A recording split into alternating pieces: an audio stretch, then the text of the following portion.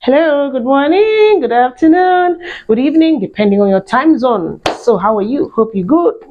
I promise to come back with part two of my video, how to respond or how to handle a marriage proposal. So, I'm back to complete that, what I said to you.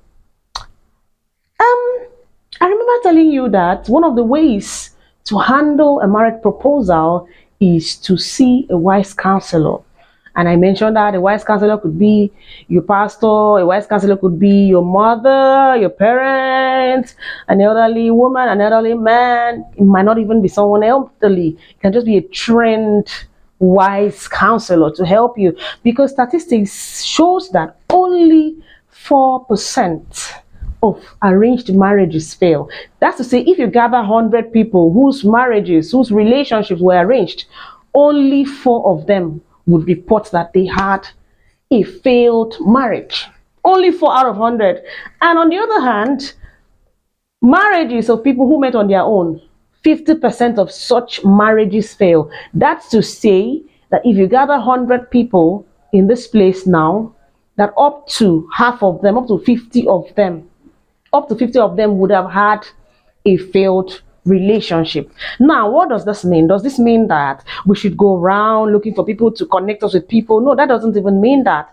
It means that having, a third party, first of all, the Holy Spirit, and that third party can be a wise counselor around, someone to advise you, to counsel you, to help you to see what you're not seeing. The Bible even says that a threefold cord cannot be easily broken. That pot belly you are seeing, a wise counselor can tell you, see, look away from the pot belly and look at the man's character. And he can help you to put things in perspective. He can help you to focus your mind on the right things, on the internals, on the virtues of such a person, not really on the externals, even though all of that is important. But you find out that when you get into marriage, those things are not so important. You're not going to hear, or maybe if you would hear, you won't really hear people saying that they divorced because the man had pot belly. I divorced her because she was short. We divorced because I found out that she has short nails. You won't hear those kind of things. What are you going to hear? Her character is very bad. He gets angry easily. She's short-tempered. She's not caring. He does not love me. All those other things are what you will hear. Do you understand? That is why we keep saying that the externals do not matter so much. Okay? So I said all of that. Now, let's go to the next point.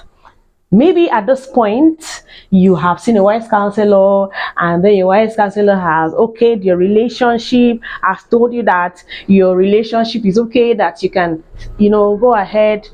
I'm here to tell you that that's not okay for you to just stop there and assume that, oh, I have found the man, I have found the woman, and just let loose. No, that is not the time to let loose. Hey, you're gonna keep on talking. In the other video, I talked about talking, dialogue, gist. Don't make it formal. Don't make it like an interview. Hey, I have 10 questions to ask you. Number one question is, how old are you?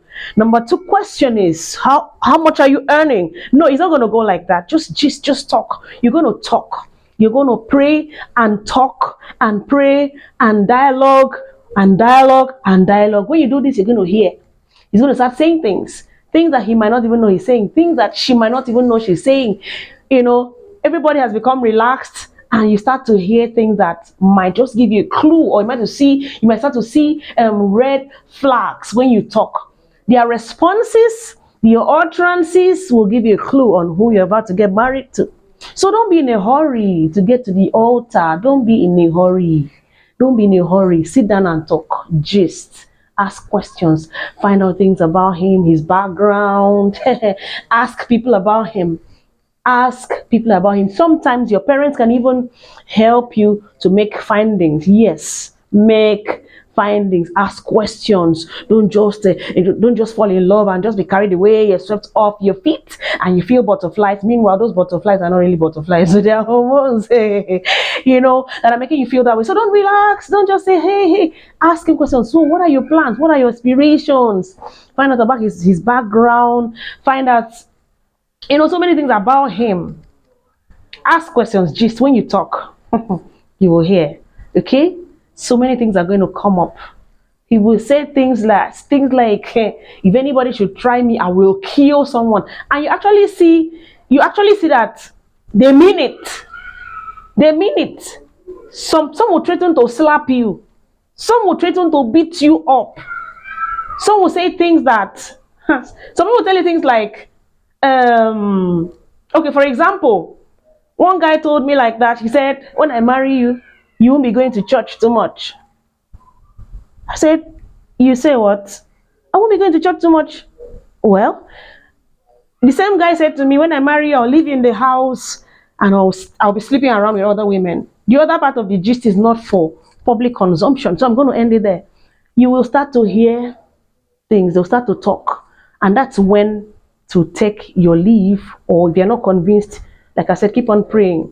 Pray until you finally end the relationship.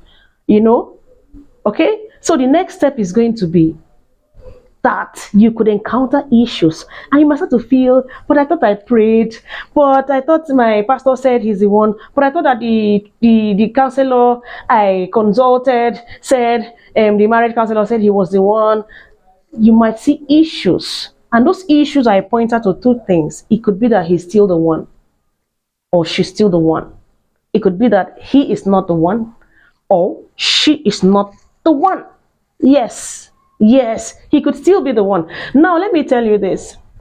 So many of the attitudes that people show up is not just character problem. People have issues. There are people that have psychological issues that they have lived with for years. It affects them. It causes them to misbehave. There are people that have trauma issues. Some people have been raped. Some people's parents have been divorced, so it affects them. It affects the way they think. It affects the way they behave. Some people can actually be helped. So it's not enough for you to just take off. I always advise people, when you have issues, try to sort it out first. One of the things I tell people, I told a young lady who started having issues in her marriage recently, she just got married. I told her, see, when you have marital issues, you don't just pack your bags. You seek help. That's the first step. Seek help. Pray, God, what should I do with this issue? Don't pack your bags. You will pack your bag and leave, and tomorrow somebody will come and enter. And maybe you will start regretting many years after. Some people can actually be worked on. Some people need psychologists. Some people need therapists. Some anger issues can be controlled. Yes, if you see a therapist. So is the person willing to be helped? Is the question you're going to ask. Is the person willing to be helped? Are they willing? Help them. That is why I'm going to make a video very soon on the kinds of people you should avoid in marriage and the kinds of people you should embrace in marriage. And one of the things I'm going to say about the people to avoid in marriage is avoid people who are not teachable. Anybody who is not teachable, anybody who is not reasonable will not be a good spouse. You can't teach them anything, they know it all. Okay? So if the person is teachable, if the person is willing to be helped, some people can be helped and they will thank you later. Okay, so the last stage on how to handle a marriage proposal is that after you have gotten to the level of maybe you have challenges and you are not able to sort it out, you have tried, it's not working, you know that you've tried, you have prayed, you have gone for counseling, you have talked to a wise counselor, and you have reasoned it, you have dialogued, and it's not working. Please take a walk. Take a walk, let it go. Yes, it might hurt you, but it is better if the engagement is broken than your marriage is broken. So after that happens, The very last thing you're going to do for yourself is ask questions.